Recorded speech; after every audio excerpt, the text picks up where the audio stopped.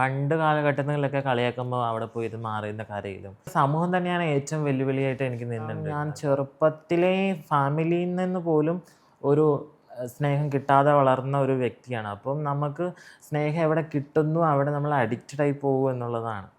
ഇനിയൊരു വിവാഹം കഴിക്കും ഇല്ല, ആ വിവാഹത്തിൽ നിന്ന് പഠിച്ച ഏറ്റവും വലിയ പാഠം ഇനി ഒരു വിവാഹം കഴിക്കരുത് എന്നുള്ളതാണ്.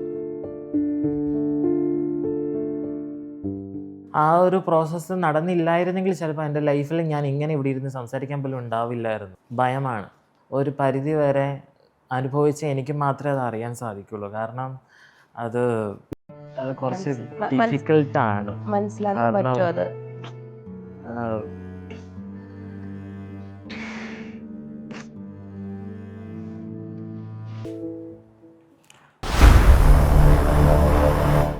അപ്പോൾ നമ്മുടെ തൃശ്ശൂർ MP സുരേഷ് ഗോപി, അവിടെ എന്തൊക്കെ മാറ്റങ്ങളാണ് നിങ്ങൾ കൊണ്ടുവന്നത്? അവിടെയും അറിയാലോ, അവിടെയും ലോക്കൽ ബോഡി എല്ലാം ഭരിക്കുന്നത് BJP അല്ല, കമ്മ്യൂണിസ്റ്റ് ഗവൺമെൻറ്റും കോൺഗ്രസ്സൊക്കെ ചേർന്നാണ് ഭരിക്കുന്നത്. പിന്നെ ആൾ കൊണ്ടുവരുന്ന പല പദ്ധതികളും ആൾ തന്നെ പല മീഡിയാസിലും പറഞ്ഞിട്ടുണ്ട്. താഴെക്കെട്ടിലേക്ക് വരുമ്പോഴേക്കും നടപ്പിലാക്കാനായിട്ടുള്ള ഇംപ്ലിമെൻറ്റ് ചെയ്യാനായിട്ടുള്ള ബുദ്ധിമുട്ടുകൾ ഈ ലോക്കൽ ബോഡീസിൽ നിന്നുള്ള ബുദ്ധിമുട്ടുകൾ ഉണ്ടാകാറുണ്ട്. ഇതൊക്കെ തന്നെ പ്രശ്നങ്ങൾ. പക്ഷെ ആള് മുകളിൽ നിൽക്കുന്ന ഒരാളാണ്, ആൾക്ക് എന്തുകൊണ്ട് അത് പറ്റുന്നില്ല? ആളുടെ പേഴ്സണലായിട്ടുള്ള ഇതിൽ നിന്നൊക്കെ MP ഫണ്ടിൽ നിന്നൊക്കെ ഒത്തിരി കാര്യങ്ങൾ ചെയ്യുന്നുണ്ട്. നമ്മളെ മീഡിയാസിൽ കാണുന്ന അയാളുടെ എന്തെങ്കിലും നെഗറ്റീവ് മാത്രം എടുത്ത് ട്രോൾ ചെയ്യാണ്ട് അയാൾ ചെയ്യുന്ന നല്ല കാര്യങ്ങൾ, നല്ല വശങ്ങൾ കൂടി നമ്മൾ കാണാൻ സാധിക്കണം. എനിക്കൊരു കുറച്ച് നല്ല വശങ്ങൾ പറഞ്ഞു തരുമോ? എനിക്കറിയില്ല. ഇപ്പോൾ ഞങ്ങളുടെ കമ്മ്യൂണിറ്റിയുടെ വിഷയങ്ങൾ തന്നെയാണെങ്കിൽ പോലും ഒത്തിരി പേർക്ക് സർജറിക്ക് എമൗണ്ട് അയാൾ തന്നെ കൊടുത്തിട്ടുണ്ട്. ഏത് ഗവൺമെൻറ്റാണ് കൊടുത്തേക്കുന്നത്? ഗവൺമെൻറ് കൊടുത്തിട്ടില്ല. ഗവൺമെൻറ് കൊടുത്ത പൈസ റീഫണ്ട് ചെയ്യാൻ അപ്പോഴും അവിടെ നമ്മൾ ഫണ്ട് കണ്ടെത്തണം എന്നുള്ളൊരു ഓപ്ഷനുണ്ട്. അതിലേക്ക് ഫണ്ട് കണ്ടെത്തേണ്ടി വരുന്ന ഇത്ര ഭീമമായ തുക എങ്ങനെ കണ്ടെത്തേണ്ടി വരും? അതൊരു പ്രശ്നം. ഏറ്റവും വലിയ ഉദാഹരണം അത് തന്നെയാണ്. ഈ കൊടുത്ത ഫണ്ടുകൾ റീഫണ്ടിന് അപേക്ഷിച്ചിട്ടുണ്ട് സർജറി ചെയ്ത വ്യക്തികൾ.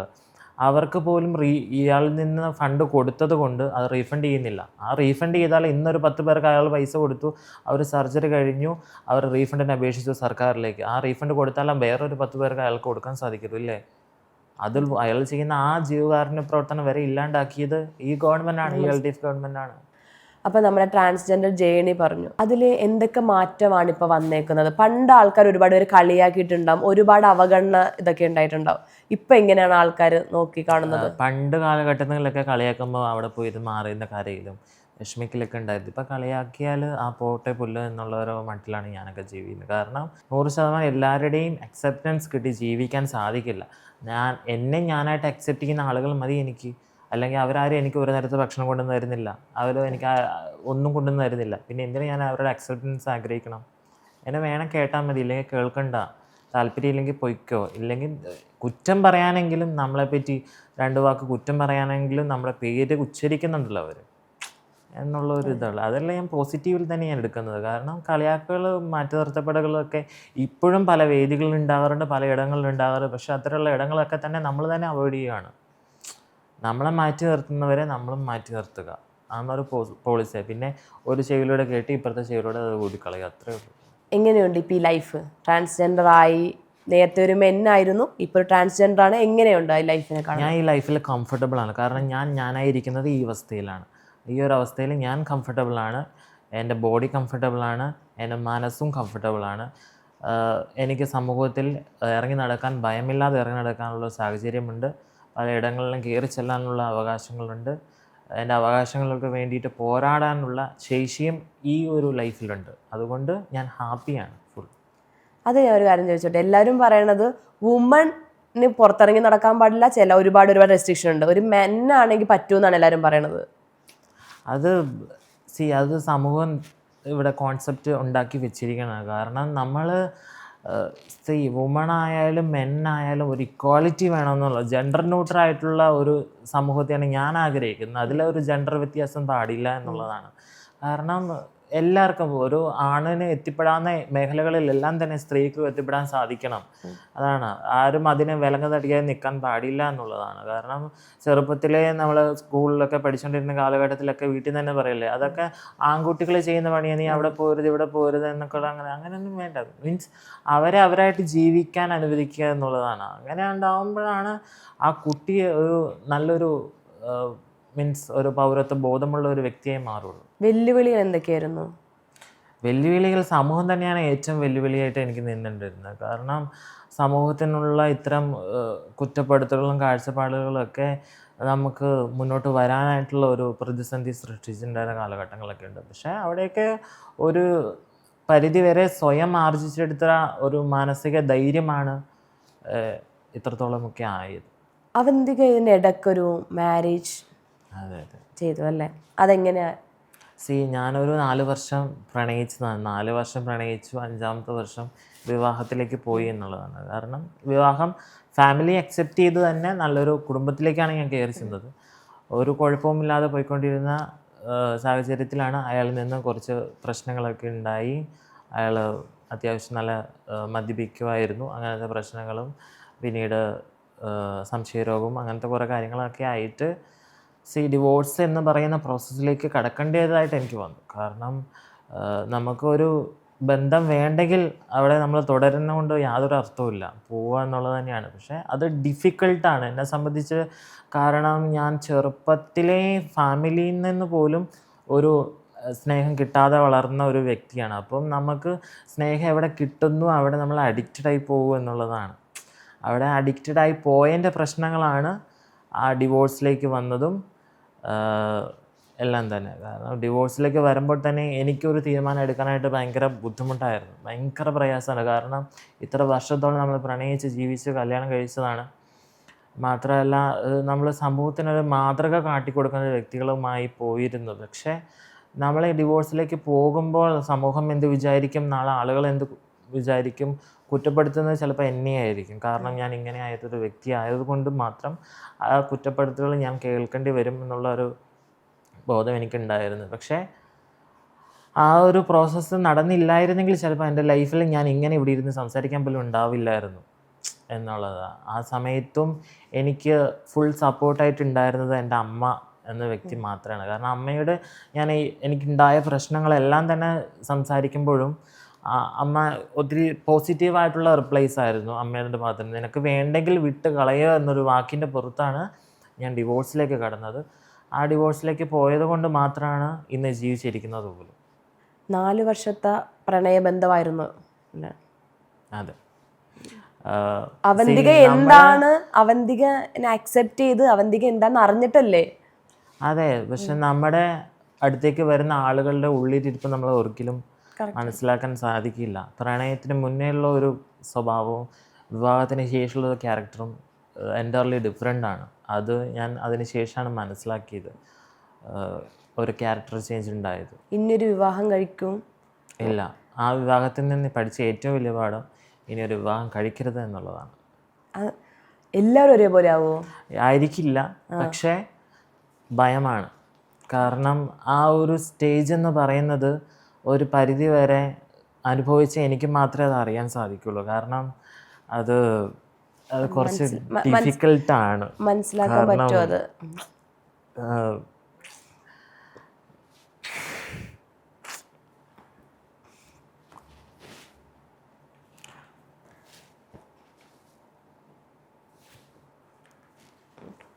അത് അത് അനുഭവിച്ച ചിലപ്പോൾ ഞാൻ വേറൊരു വ്യക്തിയുടെ അടുത്ത് പറയുമ്പോൾ ആൾക്ക് മനസ്സിലാക്കാൻ സാധിക്കില്ല.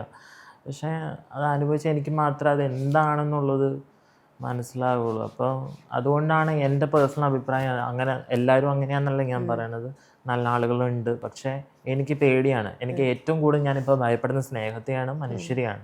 അല്ല വേറെ ഒന്നിനും ഞാൻ ഭയപ്പെടുന്നില്ല. കാരണം സ്നേഹം കാണിച്ച് വഞ്ചിക്കപ്പെടുന്നതെന്ന് പറഞ്ഞാൽ അതിൻ്റെ വിഷമം അതിൽ നിന്ന് ഓവർകം ചെയ്യാന്ന് പറഞ്ഞാൽ വെരി ഡിഫിക്കൽട്ടാണ്. അത് ഭയങ്കര നമ്മളില്ലാതാകുന്ന അവസ്ഥയാണ്. അത് ഒരിക്കലും പറഞ്ഞറിയിക്കാൻ സാധിക്കില്ല. അതുകൊണ്ട് ഇനി ഒരു വിവാഹത്തിലേക്ക് ഞാൻ ഇല്ല. കമ്മിറ്റഡ് ഇഷ്യൂ ഉണ്ട്. അതെ. ഈ ഒരു ഇതിൽ കിട്ടിയൊരു ട്രോമയാണോ അത്? അത് വല്ലാത്തൊരു ട്രോമയാണ്, അതൊരു പാഠമാണ്. കാരണം നമ്മൾ സെൽഫായിട്ടുള്ള ഒരു എന്താ പറയുക, ഒരു സ്വയം പര്യാപ്തത ഉണ്ടായതിന് ശേഷം മാത്രമേ, സ്വന്തം കാലിൽ നിൽക്കാനുള്ള ശേഷി ഉണ്ടായതിന് ശേഷം മാത്രമേ പെൺകുട്ടികൾ വിവാഹം കഴിക്കാൻ പാടുള്ളൂ. അതൊരു പെൺകുട്ടികൾക്കുള്ള ഒരു മെസ്സേജ് കൂടിയാണ്. കാരണം അല്ലാതെ നമ്മൾ ഒരിക്കലും ഒരു പുരുഷൻ്റെ അടിമയായിട്ട് പോയിട്ട് ഒരു കാര്യമില്ല. കാരണം അവിടെ നമുക്കൊരു വിലയുണ്ടാവില്ല. നമുക്ക് സെൽഫായിട്ടൊരു ജോലിയുണ്ട്, ഒരു വരുമാന മാർഗ്ഗം ഉണ്ടെങ്കിൽ നമുക്ക് എന്തും അതിജീവിക്കാം എന്നുള്ളതാണ്. അവന്തിക ഇപ്പോൾ ഒരു സെലിബ്രിറ്റിയാണ്, പക്ഷെ നേരത്തെ അങ്ങനെ ആയിരുന്നില്ലല്ലോ. അപ്പോൾ ഈ സെക്ഷൽ അബ്യൂസ് എന്ന് പറഞ്ഞത് നോർമൽ പേഴ്സൺ ആണെങ്കിലും സെലിബ്രിറ്റി ആണെങ്കിലും കോമൺ ആണ്. അപ്പോൾ അതെങ്ങനെയായിരുന്നു, അങ്ങനെ സംഭവിച്ചിട്ടുണ്ടോ? ഉണ്ടായിട്ടുണ്ട്, ചെറുപ്പ കാലഘട്ടത്തിലൊക്കെ സെക്ഷൽ അബ്യൂസ് ഉണ്ടായിട്ടുണ്ട്, ഈ കാലഘട്ടത്തിൽ ഉണ്ടാകുന്നുണ്ട്. കാരണം അത് ഒരു പരിധിവരെ ആളുകളുടെ കോൺസെപ്റ്റാണ്. ലൈക്ക് ട്രാൻസ് കമ്മ്യൂണിറ്റി എന്ന് പറഞ്ഞാൽ അത് അതിന് വേണ്ടിയിട്ട് മാത്രമുള്ള വ്യക്തികളാണ് സമൂഹം സ്ഥാപിച്ചു വെച്ചിരിക്കുന്ന ചില മാനദണ്ഡങ്ങളുണ്ടല്ലോ, അതിൻ്റെ അടിസ്ഥാനത്തിലാണ് അങ്ങനെയൊക്കെ സംഭവിക്കാറ്. സെക്ഷൽ അബ്യൂസ് ഉണ്ടാകാറുണ്ട്, പലർക്കും ഉണ്ടായിട്ടുള്ള പോലെ എനിക്കും ഉണ്ടായിട്ടുണ്ട്. ഇപ്പോഴും അപ്രോച്ചസ് വരുന്നുണ്ടോ? തീർച്ചയായും പല തരത്തിൽ പല മേഖലയിൽ നിന്നുള്ള അപ്രോച്ചസും വരുന്നുണ്ട്. ആരൊക്കെയാണ്? സിനിമാ താരങ്ങൾ, അതോ രാഷ്ട്രീയ, അല്ലെങ്കിൽ അങ്ങനെ മുൻതല? ഒരു ബൈനറി ഇല്ല എന്നുള്ളതാണ്, അതിൽ വ്യത്യാസമൊന്നും തന്നെ ഇല്ല. സിനിമ ആയാലും രാഷ്ട്രീയമായാലും ഇനി വേറെ ഏതൊരു മേഖലകൾ, അങ്ങനെ മേഖലകൾ തമ്മിൽ വ്യത്യാസമുള്ള ആളുകളാണ്. ഈ ഒരു സെലിബ്രിറ്റി സ്റ്റാറ്റസിൽ നിന്നിട്ട് അത് പുറത്തറിഞ്ഞാലും അവരുടെ വ്യക്തിപരമായിട്ട് ബാധിക്കുമെന്ന് അറിയാലോ അവർ ഈ അപ്രോച്ച്. എനിക്ക് നോ പറയേണ്ടടുത്ത് നോ പറയാനുള്ള ഒരു ആർജവം ഉള്ളിടത്തോളം കാലം അതിപ്പോൾ എൻ്റെ അടുത്ത് ഇങ്ങനെ അപ്രോച്ച് ചെയ്താലും ഞാൻ അത് നോ എന്ന് പറഞ്ഞാൽ നോ എന്ന് തന്നെയുള്ളതാണ്. കുട്ടിക്കാലത്ത് അബ്യൂസ് അല്ലെ സെക്സ് അബ്യൂസ് സംഭവിച്ചിട്ടുണ്ട്, അതിൻ്റെ ഒരു എന്താ പറയുക, അതിൻ്റെ ഒരു ഇത് നീക്കാൻ വേണ്ടിയിട്ടോ അല്ലെങ്കിൽ അങ്ങനെ ഇനി വരാതിരിക്കാൻ വേണ്ടിയിട്ടാണോ ഒരു ട്രാൻസിഷൻ മെൻ ടു ട്രാൻസ്ജെൻഡർ എന്ന രീതിയിൽ, അല്ലെങ്കിൽ അത് മറയ്ക്കാൻ വേണ്ടി? ഇനി ഒരിക്കലും അല്ല, കാരണം എൻ്റെ ഉള്ളിലൊരു സ്ത്രീ ഉള്ളത് കൊണ്ടാണ് അങ്ങനെ ഒരു അബ്യൂസ് ഉണ്ടായത്. ഉള്ളിലൊരു സ്ത്രീ ഉണ്ടെന്ന് പറഞ്ഞിട്ട് അതൊരു അബ്യൂസ് ആകുമോ? അന്ന് നിങ്ങൾ എന്തായാലും ഒരു മെന്നാണ്, സോ നിങ്ങൾ സ്ട്രോങ് ആണ്, നിങ്ങൾക്ക് അവിടെ എഗെയിൻസ്റ്റ് നിൽക്കാം. പ്രതികരിക്കേണ്ട സാഹചര്യത്തിൽ പ്രതികരിച്ചിട്ടുണ്ട്, പ്രതികരിക്കാൻ പറ്റാത്ത സാഹചര്യങ്ങളും ഉണ്ടായിട്ടുണ്ട്. ആ ഒരു ഇതിന് ശേഷമാണോ അല്ലെങ്കിൽ മനസ്സിലാക്കിയത്? ആ ഒരു അബ്യൂസിന് ശേഷമൊന്നുമല്ല മനസ്സിലാക്കിയത്, അതിന് മുന്നേ തന്നെ ഉള്ളിൻ്റെ ഉള്ളിൽ സ്ത്രീ ഉണ്ടെന്നുള്ള ഒരു മനസ്സിലാക്കലും കണ്ടെത്തലും ഞാൻ നടത്തി കഴിഞ്ഞിരുന്നു. അബ്യൂസിന് ശേഷം ഒരിക്കലും ആരും തന്നെ അങ്ങനെ ഒരു അബ്യൂസിൻ്റെ പുറത്ത് ട്രാൻസ് വുമൺ ആകുക അങ്ങനെയൊന്നും തന്നെയല്ല. പൊതുവേ ഒരു ഇതുണ്ട്, ഇപ്പം നമുക്ക് വുമണ് ഇപ്പം എന്തെങ്കിലും ഒരു സംഭവിച്ചു കഴിഞ്ഞാൽ നമുക്ക് ചെന്ന് പറയാം. ഈ ആമ്പിള്ളേർക്ക് ഇതേപോലെ എന്തെങ്കിലും സംഭവിച്ചു കഴിഞ്ഞാൽ അവർ പറയാറില്ല, പൊതുവേ പറയാറില്ല. അവർ പേടിച്ചിട്ടായിരിക്കാം, അല്ലെങ്കിൽ അവരത് പറയാൻ നാണക്കേടായിരിക്കും. അതെന്താണ്, അതിനെക്കുറിച്ച് എന്താണ് പറയാനുള്ളത്?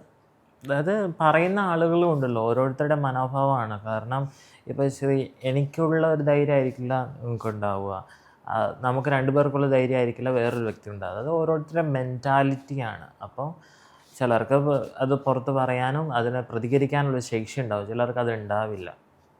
അത് അത്രയുള്ള വ്യത്യാസം. ഞാനിവിടെ കണ്ടേക്കുന്നത് കൂടുതലും പെൺപിള്ളേർ പ്രതികരിക്കും, ആൺപിള്ളേർക്ക് പെൺപിള്ളേരെക്കാട്ടിലും കൂടുതൽ ചില അബ്യൂസ് കിട്ടിയിട്ടുണ്ട്, പക്ഷെ അവർ പ്രതികരിക്കുന്നില്ല. നമ്മുടെ സമൂഹം ഒരാണൊരു അബ്യൂസ് ഉണ്ടായി എന്ന് പറഞ്ഞാൽ സമൂഹം ഒരിക്കലും അത് അക്സെപ്റ്റ് ചെയ്യാൻ ഒരു ബുദ്ധിമുട്ടൊന്നും എനിക്ക് തോന്നിയിട്ടുണ്ട്. എന്തുകൊണ്ട് അക്സെപ്റ്റ് ചെയ്യുന്നില്ല? കാരണം നമ്മുടെ സമൂഹം അങ്ങനെയാണ്. അവരും ഇപ്പം നമ്മളെപ്പോലുള്ള ആളുകളെ എന്തുകൊണ്ട് അക്സെപ്റ്റ് ചെയ്യുന്നുള്ളൊരു ചോദ്യം വരില്ലേ? എന്തുകൊണ്ട് അക്സെപ്റ്റ് ചെയ്യുന്നില്ല? സമൂഹം അങ്ങനെയാണ്, ചില കാര്യങ്ങളിൽ സമൂഹം അങ്ങനെയാണ് പോയിക്കൊണ്ടിരിക്കുന്നത്. അപ്പം നമുക്ക് എല്ലാവരെയും നമുക്ക് മാറ്റാനൊന്നും സാധിക്കില്ലല്ലോ.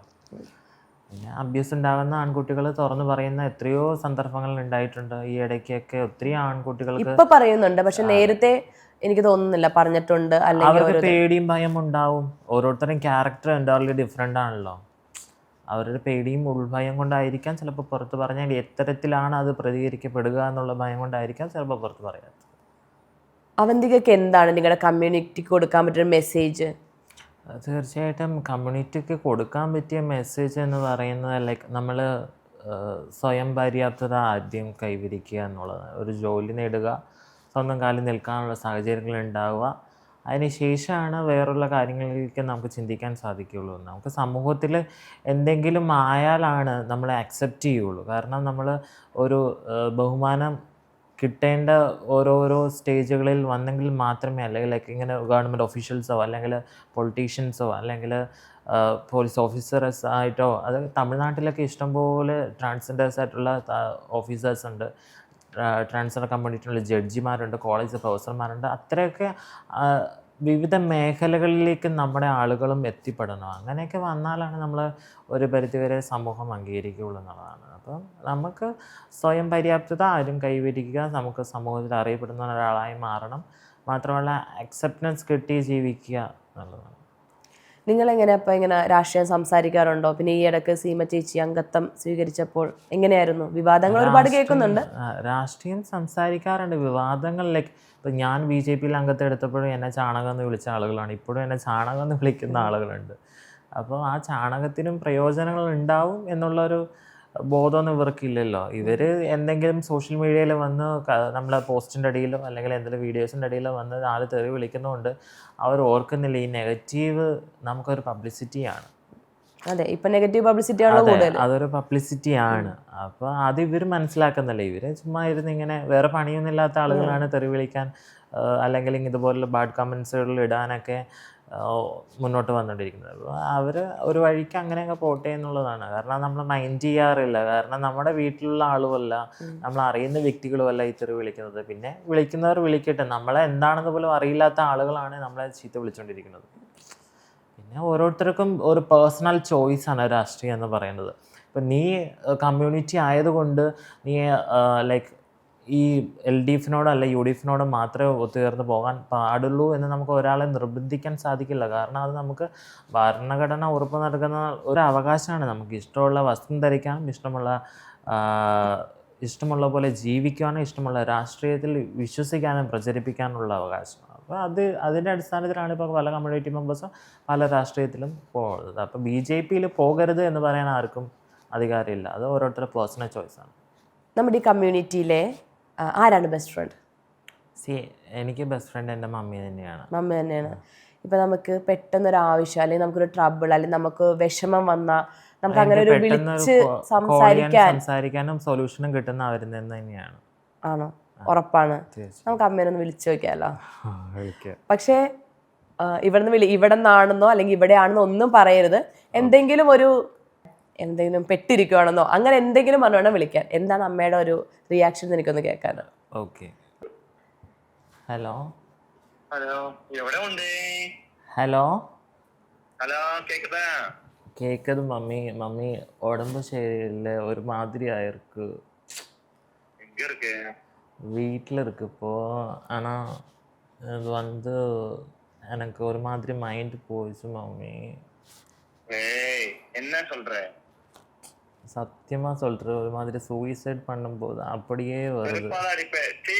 உன் அம்மா தங்கையில யாரு பாப்பா? மாவளே, நான் சொல்றது கேளு. நீ அங்க இருக்காத, பெரிய ரொம்ப பிரச்சனையா இருக்கும். நீ ஊருக்கு கிளம்பி வா. ஜோமனும் மஞ்சோட சேர்ந்து கிளம்பி வா. வா, இங்க வா. வர முடியாது மம்மி, ஒரு மாதிரியா வரணும். மம்மி கூட வரணும். அப்ப கார் எடுத்து வரவாங்க. வேண்டும் மம்மி. ஏய், அப்படி சொல்லக்கூடாது. சூசைட் பண்ணனா அவனுக்கு தான் லாபம், உனக்கு லாபம் இல்ல. நாளைக்கு இந்த புருஷன் இல்லைன்னா வேற புருஷன் கிடைக்கும். என்ன பண்ற நீ? சூசைட் பண்ற, அதை பண்ற, நீ இதை பண்ற. அப்படிலாம் அதான் மம்மினா சூசைட் பண்ணி செத்துருக்கலாம்ல. என்ன பண்ணிருக்கிற நீ? வீடியோ கால் வா. மம்மி, இப்போ நான் வந்து ஒரு ஷூட்டில் இருக்கு. இது வந்து பிராங்க் கால், ஓகேவா? சரி, ஒரு ஷூட்டில் இருக்கு. அப்போ அவர் கேட்டே எந்த பிரச்சனை இருந்தாலும் யாருக்கிட்ட ஃபர்ஸ்ட் முதல்ல கால் பண்ணும். அப்படியே உனக்கு தான் கால் பண்ணிட்டே. Okay, love you. Love you too. Bye. Okay, that's nice. Okay Avantika, അപ്പം നമുക്ക് ഇന്നത്തെ സെക്ഷൻസ് അല്ലേ വൈൻഡപ്പ് ചെയ്യാം. എനിക്ക് കുറേ കാര്യങ്ങൾ പുതുമയായിരുന്നു. അതുപോലെ തന്നെ നല്ല രീതിയിൽ തന്നെയാണ് അവന്തിക ആൻസർ ചെയ്തതെന്ന് ഞാൻ വിശ്വസിക്കുന്നു. നല്ല രീതിയിലായിരുന്നു. ഓക്കെ, അപ്പം എനിവേ നല്ലൊരു ഭാവി വരട്ടെ. അതുപോലെ തന്നെ രാഷ്ട്രീയത്തിലല്ലേ സജീവമാകാൻ ആഗ്രഹിക്കുന്നത്, അതുപോലെ തന്നെ വരട്ടെ. So thank you so much.